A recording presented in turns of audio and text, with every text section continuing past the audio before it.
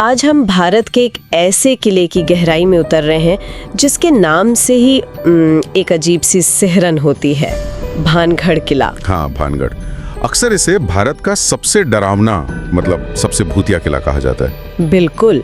और हमारे पास इससे जुड़ी कई तरह की जानकारी है, पुरानी लोक कथाएं हैं, लोगों के अपने अनुभव हैं। और वो सरकारी चेतावनी भी, ASI वाली। हाँ, वही भारतीय पुरातत्व सर्वेक्षण की। तो आज हम यही समझने की कोशिश करेंगे कि आखिर भानगढ़ के साथ इतनी डरावनी बातें क्यों जुड़ी हैं, क्या कहानी है इसके पीछे, क्या वाकई वहाँ कुछ है। और सबसे बड़ी बात, ASI मतलब जो हमारी धरोहरों की रक्षा करती है, उसने वहाँ सूर्यास्त के बाद जाने पर रोक क्यों लगा रखी है, ये बड़ा सवाल है। बिल्कुल। तो ये किला है राजस्थान में, अलवर जिले में। अच्छा, अलवर? हाँ, सरिस्का टाइगर रिजर्व के पास ही है, अरावली की पहाड़ियों के बीच। दिन में भी वहाँ खंडरों में घूमो तो एक अजीब सा माहौल तो लगता है।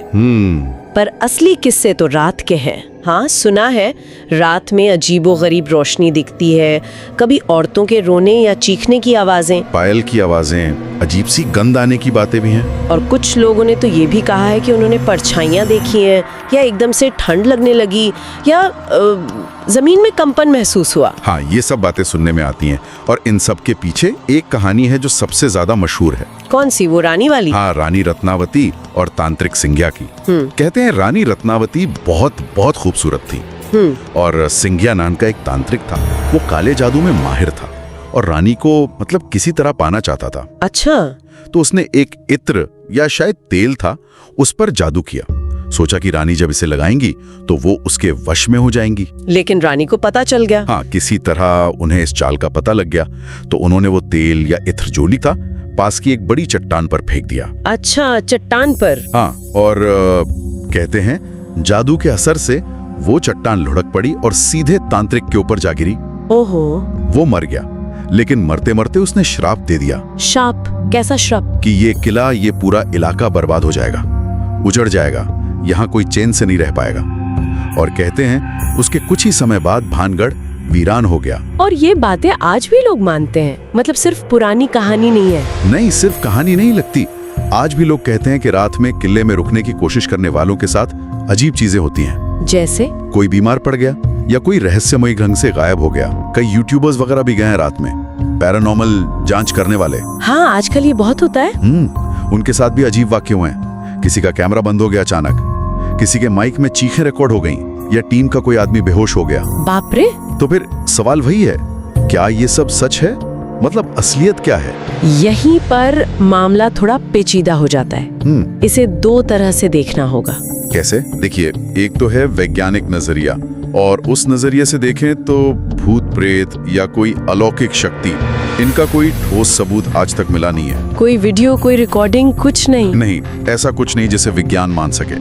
जो आवाजें या अनुभव लोग बताते हैं ना, हाँ, उसके कई कारण हो सकते हैं। एक तो मनोवैज्ञानिक डर, आप मानकर गए हैं कि जगह डरावनी है तो आपका दिमाग ही आपको डरा सकता है। हाँ, ये तो होता है। अंधेरे में रस्सी भी सांप लगती है। बिल्कुल। फिर वो पहाड़ी इलाका है तो आवाज गूंज सकती है, जंगली जानवर हो सकते हैं, सरिस्का पास में है। सही है। और एक और चीज है, इंफ्रासाउंड, मतलब बहुत कम फ्रीक्वेंसी वाली आवाजें। हम उन्हें सुन नहीं पाते, पर वो बेचैनी, डर का एहसास करा सकती हैं। ये भी एक संभावना है। लेकिन क्या ये सारी वैज्ञानिक वजह हर अनुभव को समझा सकती हैं?